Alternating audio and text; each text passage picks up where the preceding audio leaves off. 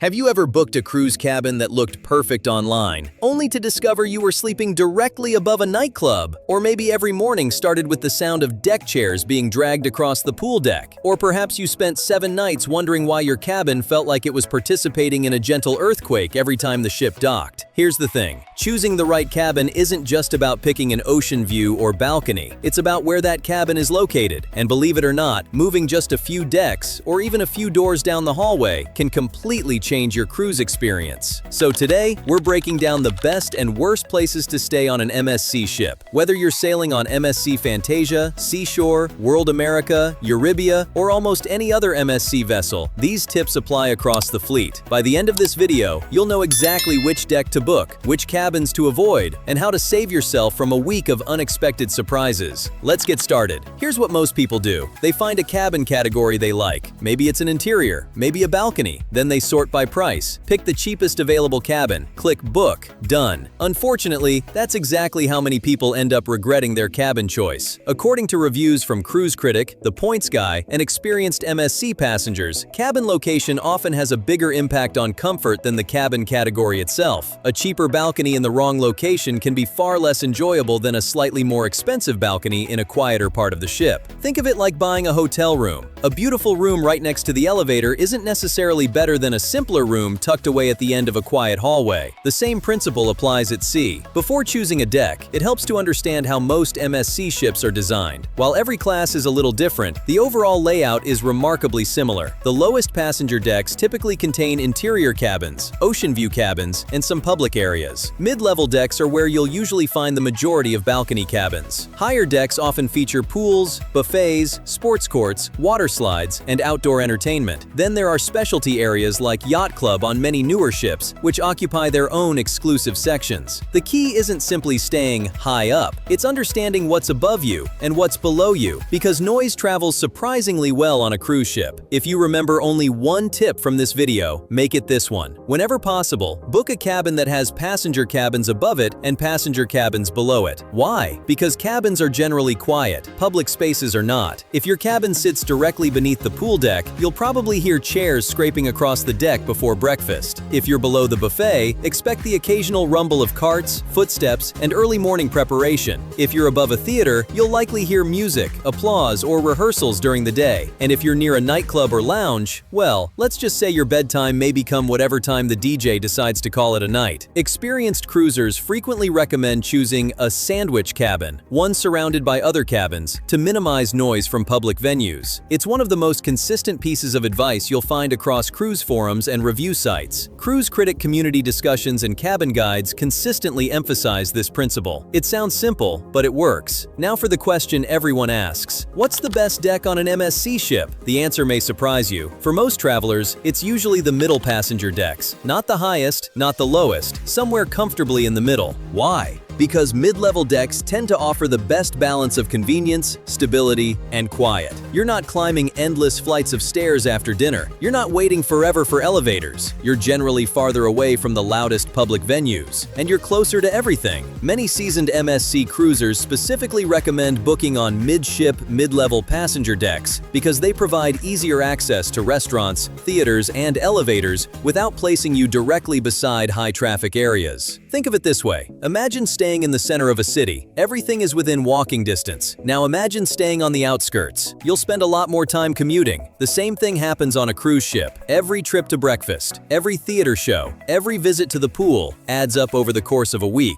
Location isn't just about the deck. It's also about where your cabin sits from front to back. Most experienced cruisers recommend staying near the middle of the ship if you can. Here's why. The middle experiences less motion than the very front or the very back. That's especially helpful if you're prone to seasickness. According to cruise experts and passenger reviews, midship cabins generally provide the smoothest ride because they sit closer to the ship's center of gravity, reducing the sensation of pitching and rolling in rough seas. Even if you never get seasick, a calmer cabin can simply make sleeping easier, especially at night when the sea gets rough. Of course, not everyone wants to stay in the middle. Forward cabins, those near the front of the ship, often offer fantastic views. Watching the ship glide into port from your balcony can be unforgettable. The downside? You'll feel more movement, especially in choppier waters. Aft cabins, located at the back of the ship, have their own fans. Some offer spectacular wake views that many cruisers absolutely love. There's something relaxing about sitting on your balcony watching the ocean disappear into the distance. But aft cabins can also experience more vibration, particularly during docking or when the ship is maneuvering in port. While modern MSC ships are designed to minimize this, some passengers still mention occasional vibrations in reviews, especially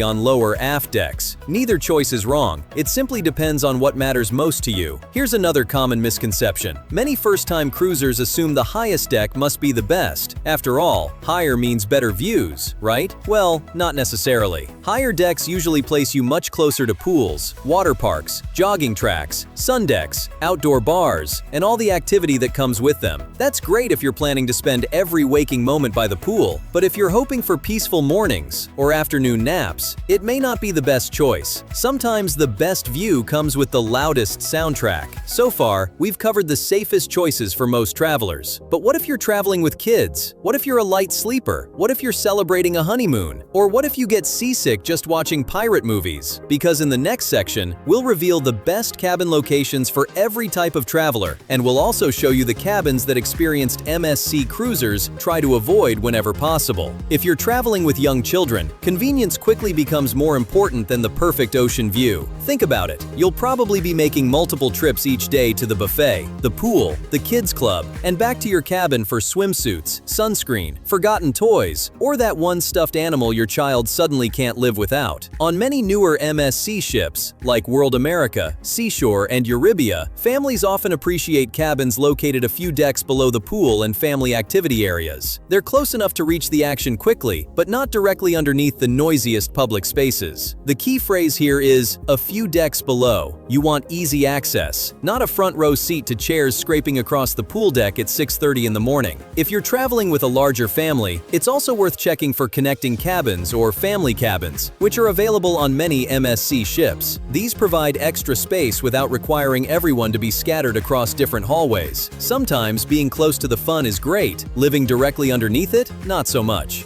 Now let's talk about couples. Whether it's your honeymoon, an anniversary, or simply a well-deserved getaway, peace and privacy usually move much higher on the priority list. For most couples, a midship balcony cabin strikes an excellent balance between convenience and comfort. You're close enough to restaurants, lounges, and entertainment, but far enough from the busiest family areas to enjoy a quieter atmosphere. If your budget allows, an aft-facing balcony can be especially memorable. There's something undeniably relaxing about sitting outside with a morning coffee or an evening drink while watching the ship's wake stretch endlessly behind you. Just keep in mind that some aft cabins may experience occasional vibrations during docking or while maneuvering, depending on the ship and sea conditions. For couples looking for an even more elevated experience, MSC's Yacht Club offers private lounges, dedicated restaurants, exclusive sun decks, and personalized butler service, all designed to create a more peaceful atmosphere away from the crowds. Many MSC guests are retirees or older travelers,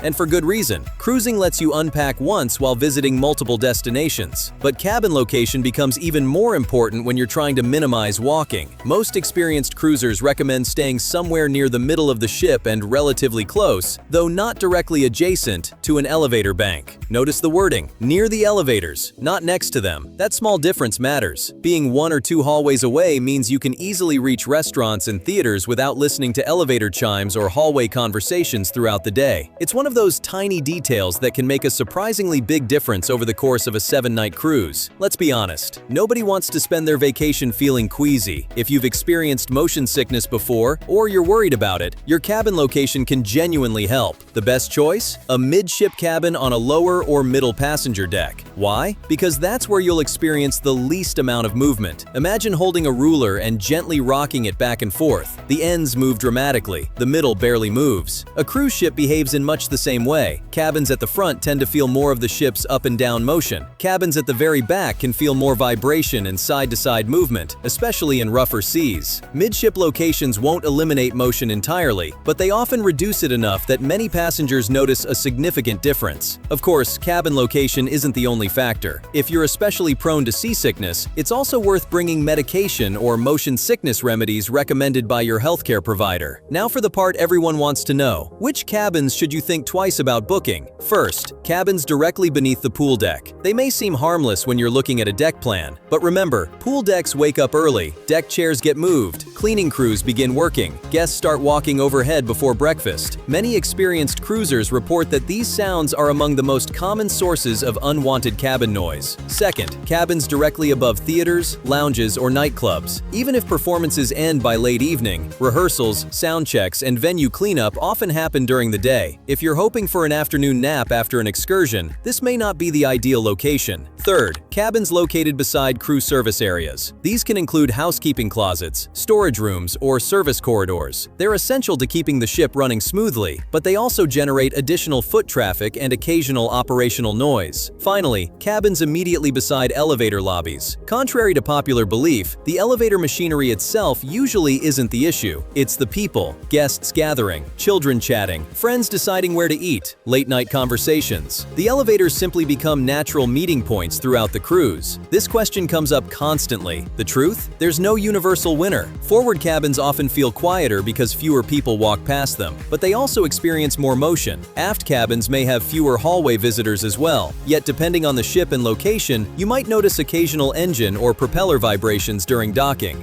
For most travelers, the deciding factor shouldn't be the very front or the very back. It should be what's above you, below you, and beside you. That's where the biggest differences usually come from. Here's a funny one. Some people insist on booking cabins right beside the elevators. Others avoid them like they're haunted. Who's right? Actually, both. If you have mobility concerns, travel with young children, or simply don't want to walk long hallways several times a day, being close to an elevator can be incredibly convenient. But if you're a light sleeper, or you're sensitive to hallway noise, a cabin just a little farther away often provides a more peaceful experience. A good compromise? Aim for a cabin that's roughly 30 to 50 feet from the elevator lobby, close enough to reach quickly, far enough to avoid most of the foot traffic. Here's a tip that experienced cruisers swear by. Before you book, open the ship's deck plan. Not just your deck, the deck above, and the deck below. If your cabin is surrounded by other cabins, that's usually a great sign. If it's sitting beneath a basketball court, next to the buffet kitchen,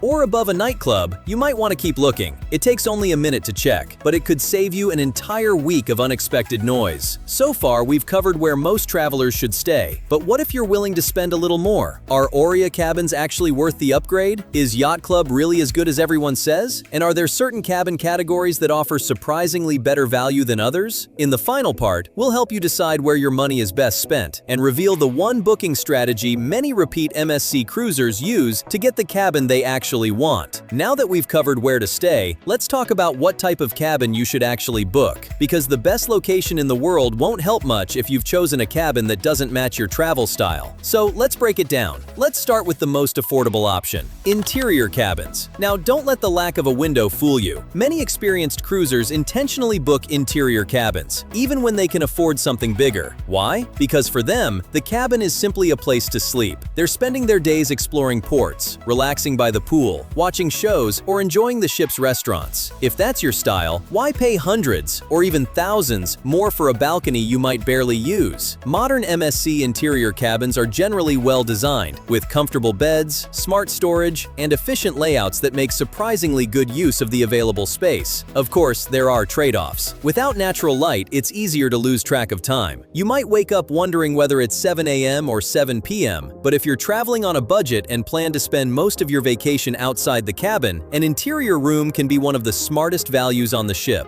Ocean view cabins often don't get much attention. They're caught between the budget-friendly interior cabins and the ever-popular balconies. But for some travelers, they're the perfect middle ground. You get natural daylight, you can watch the ocean from your cabin, and they're often priced noticeably lower than a balcony. If you enjoy the view but don't necessarily need a private outdoor space, an ocean view cabin can offer excellent value. It's a category that's easy to overlook, but one many repeat cruisers quietly appreciate. If there's one cabin category that consistently consistently receives the most praise, it's the balcony. There's something special about opening your door each morning and stepping outside to fresh ocean air. Whether you're watching the sunrise with a cup of coffee or winding down after dinner with the sound of the waves, a balcony adds an entirely different dimension to the cruise experience. That said, it's worth asking yourself one important question. Will you actually use it? Some guests spend hours every day on their balcony. Others visit it once, take a few photos, and never go back. If you love quiet moments, privacy, or simply having your own outdoor retreat, a balcony is often worth every penny. If not, you may find that money is better spent on shore excursions, specialty dining, or even upgrading your cabin location instead. On many MSC ships, you'll also see cabins in the Euribia experience. This isn't a completely different cabin type, it's more of an enhanced package. Depending on the ship and itinerary, Euribia may include benefits such as flexible dining, access to a private sun deck, wellness perks, priority services, and other extras. For travelers who enjoy a quieter atmosphere around the pool or appreciate added flexibility, these benefits can enhance the overall cruise. But here's the key. Don't book Euribia only because of the perks. Book it if you'll actually use them. If you rarely visit the spa or don't mind standard dining times, those extras may not justify the additional cost. Now we arrive at MSC's signature luxury experience, Yacht Club. If you've watched cruise reviews online, you've probably noticed something interesting. Even people who are critical of certain aspects of MSC often speak highly of Yacht Club, and there's a reason for that. Yacht Club is designed as a private ship within a ship. Guests enjoy dedicated butler service, a private restaurant, an exclusive lounge, a secluded sun deck, priority embarkation and disembarkation, and concierge assistance, all while still having access to the rest of the ship whenever they choose. For travelers who love the excitement of a megaship but prefer a more peaceful retreat, Yacht Club offers a compelling combination of both. Is it expensive? Absolutely. Is it for everyone? Not necessarily. But if your budget allows, and especially if you're celebrating a special occasion, many repeat MSC guests consider it one of the cruise line's strongest offerings. Here's a strategy that's surprisingly simple, yet many first-time cruisers overlook it. Instead of focusing on the cheapest available cabin, start by choosing the best location. Then compare cabin categories within that area. For example, a well-located ocean view cabin may provide a better overall experience than a balcony located beneath the pool deck. Likewise, a midship interior cabin can be more comfortable than a forward balcony if you're sensitive to motion. The lesson? Location often matters more than cabin category. Think of your cabin as real estate. The old saying still applies: location, location, location. So if we had to make a few simple recommendations, here's what we'd suggest. For first-time MSC cruisers, choose a midship balcony cabin on a middle passenger deck. It's the safest all-around option and suits most travelers. For families, stay within easy walking distance of family activities, but avoid cabins directly beneath the pool deck. For couples, consider a quieter balcony cabin, or if you're celebrating something special, look into Yacht Club if it fits your budget. For travelers prone to seasickness, book low to mid-level decks near the center of the ship. For budget-conscious travelers, don't overlook interior or ocean view cabins. A great location in one of those categories often beats a poorly located balcony. At the end of the day, there isn't one perfect cabin. There's only the perfect cabin for you. Some travelers want to be steps away from the pool. Others dream of quiet mornings on a private balcony. Some prioritize saving money. Others are happy to splurge for extra comfort. The good news? MSC offers enough variety that almost everyone can find a cabin that matches their travel style. The trick is making an informed decision before you click book. A few extra minutes studying the deck plan today could make the difference between a good cruise